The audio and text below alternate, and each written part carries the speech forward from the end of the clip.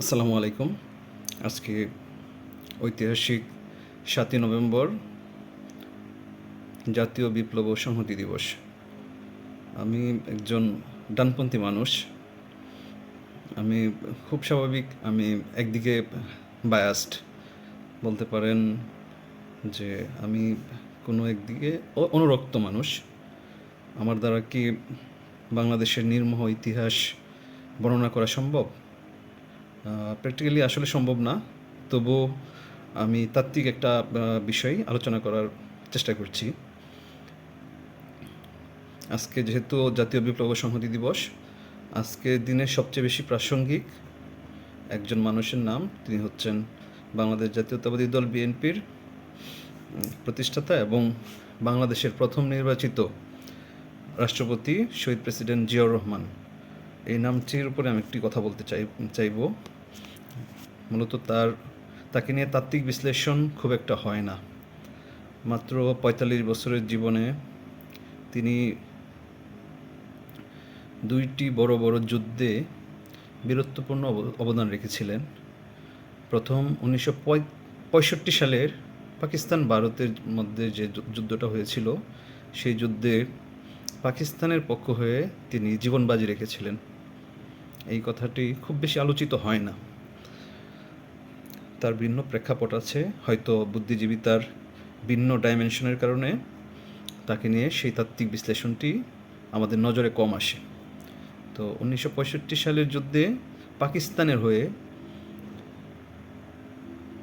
তিনি ভারতের বিরুদ্ধে অস্ত্র ধরেছিলেন, জীবন বাজি রেখেছিলেন এবং বাংলাদেশের সাহসী মানুষদের প্রতিকৃত হিসেবে সে পাকিস্তান সেনাবাহিনীতে কুর্নিশ আদায় করে নিয়েছিলেন। তিনি তার একটা লেখাতে আমি দেখলাম, তিনি বলেছেন ৬৫ সালের যুদ্ধে তাদের বীরত্বপূর্ণ অবদানের জন্য পাকিস্তান সেনাবাহিনীতে তাদের সম্মান কদর বেড়ে গিয়েছিল। তার মানে ১৯৬৫ সালের যুদ্ধে জিয়াউর রহমান জাতিসত্তাকে উন্নত মাত্রায় নিয়ে গিয়েছিলেন, বিশেষ করে বাংলাদেশি জাতিসত্তাকে। তো সেই জিয়াউর রহমান ব্যারাকে ফিরে গেলেন ৬৫ পাকিস্তানের প্রায় বিজয় সমতুল্য একটি যুদ্ধবিরতির মাধ্যমে। পাকিস্তান এবং ভারত যুদ্ধবিরতি চুক্তি করে, সেটা পাকিস্তানের জন্য একটি বিজয়ের মতো অবস্থা। সেই অবস্থায় পাকিস্তানকে সংহত রেখে জিয়াউর রহমান ব্যারাকে ফিরে গিয়েছিলেন। তিনি আবার ব্যারাকে ফিরে গিয়েছিলেন ১৯৭২ সালে। ১৯৭১ সালে দিগ্ভ্রান্ত বাঙালি জাতি অথবা বাংলাদেশের সত্তাকে ফিরে পাওয়ার জন্য যে মুক্তির সংগ্রাম ইতিহাসের পাতায় যেটি লিপিবদ্ধ ১৯৭১, সেখানে রাজনৈতিক নেতৃবৃন্দের, বিশেষ করে কেন্দ্রীয় আওয়ামী লীগ রাজনৈতিক নেতৃবৃন্দের সাথে কোনো প্রকার যোগাযোগ ছাড়াই তিনি চট্টগ্রামে অবস্থান করা সত্ত্বেও তিনি বিদ্রোহ করেছিলেন। সেটা একক বিদ্রোহী বলা যায়। তিনি কর্নেল অলি আহমেদ সহ তার সে সময়কার যত সহকর্মী ছিলেন বাংলাদেশি বাঙালি, তাদের নিয়ে নিজেই সংগঠিত হয়ে স্ব-উদ্যোগে পাকিস্তান বাহিনীর বিরুদ্ধে চট্টগ্রামে রুখে দিয়েছিলেন। তথ্য প্রযুক্তি আজকের দিনের অপেক্ষায় তখনকার সময়ে ১৯৭১ সালের ২৫শে মার্চ, ২৪শে মার্চ, বিশেষ করে ১০ই মার্চের পর থেকে আজকের মতো এই তথ্য প্রযুক্তির অবাধ প্রবাহ ছিল না। সেই সময়েও তিনি কোনো ধরনের যোগাযোগ ছাড়াই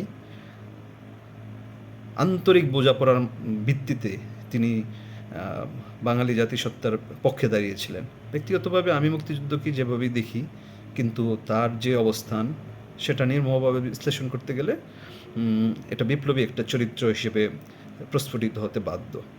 কারণ হচ্ছে, বিপ্লবী চেতনা না থাকলে যে বাহিনীর ব্যাজ তিনি ধারণ করেন, পাকিস্তান সেনাবাহিনী, সেই বাহিনীর বিরুদ্ধেই তিনি বিদ্রোহ করলেন ১৯৭১ সালের ২৫শে মার্চের, ২৬শে মার্চে, ২৭শে মার্চে তিনি বাংলাদেশের স্বাধীনতা ঘোষণা করলেন। ছোট্ট একজন মেজর বৃহৎ একটি ঘোষণা দিয়ে দিলেন। যাক, তিনি আবার ব্যারাকে ফিরে গেলেন। বলছিলাম ১৯৭২ সালে তিনি ব্যারাকে ফিরে গেলেন। বাংলাদেশ নামক একটি রাষ্ট্রের দাত্রীর ভূমিকায় অবতীর্ণ হয়ে শেখ মুজিবুর রহমানের উপর আস্থা রেখে রাজনৈতিক নেতৃবৃন্দের উপর সম্পূর্ণ সমর্থন জানিয়ে তিনি ব্যারাকে ফিরে গেলেন, যেমন ফিরে গিয়েছিলেন 1965 সালে। তখন 1972 সালে ব্যারাকে ফিরে গেলেন, কিন্তু তিনি আবার ফিরলেন জনতার, সিপাহীর, আপামর বাংলাদেশি মানুষের মানসপটে। জিয়াউর রহমান ফিরলেন শেখ মুজিবুর রহমানের প্রতিচ্ছবি হয়ে। শেখ মুজিবুর রহমানকে জাতির পিতা স্বীকৃতি দিতে জিয়াউর রহমান কখনো কুণ্ঠাবোধ করেননি। পাশাপাশি জিয়াউর রহমান বাঙালি জাতির অবিসংবাদিত নেতা হিসেবে শেখ মুজিবুর রহমানকে স্বীকৃতি দিতে কোনো কার্পণ্য করেননি। সেই জিয়াই বাধ্য হলেন 1975 সালের 7ই নভেম্বর। তিনি 81 সাল পর্যন্ত ছিলেন। 45 বছরের একটি ছোট্ট জীবনে তিনি এমন ভূমিকা রেখে গেলেন যেটা তাকে মানুষ পটে শেখ মুজিবের যে কল্পিত প্রতিচ্ছবি মানুষ কল্পনা করত, যদিও সেটা মিথ্যা কল্পনা ছিল, সেই মহানায়ক সুলভ ভূমিকায় অবতীর্ণ হয়ে জিয়াউর রহমান ফিরলেন। মানে হচ্ছে শেখ মুজিবের যে অতিকায় মূর্তিমান কল্পনার ছবি, সেই ছবির মতো প্রতিমূর্তি নিয়ে জিয়াউর রহমান ফিরলেন 1975 সালের 7ই নভেম্বর।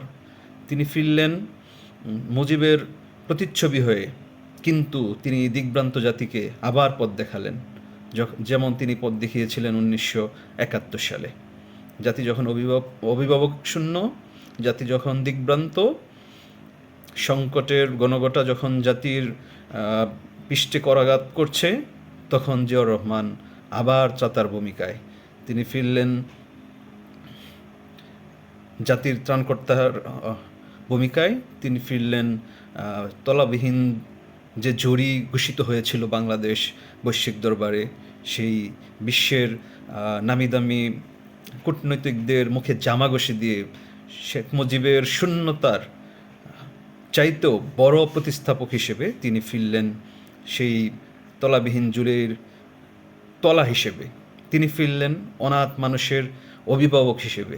তিনি ফিরলেন অনাহারী মানুষের অন্ন সংস্থানের সাহায্যকারী হিসেবে। তিনি ফিরলেন ধর্মভীরু জাতির অথবা ধর্মীয় সংস্কৃতি লালনকারী জাতির ধর্মের স্বাধীনতা রক্ষার কল্পে সর্বোচ্চ ভূমিকার ধারক হিসেবে তিনি ফিরলেন। সেই জিয়াউর রহমানকে নিয়ে আসলে যারা আমরা বিভিন্ন দলের প্রতি, আদর্শের প্রতি অনুরক্ত, তাদের মুখ থেকে মূলত তাত্ত্বিকভাবে নির্মোহ বিশ্লেষণ সম্ভব নয়। আমিও অনুরক্ত, কিন্তু তাত্ত্বিকভাবে বিশ্লেষণ করলে আমি আশা করি জিয়াউর রহমান একজন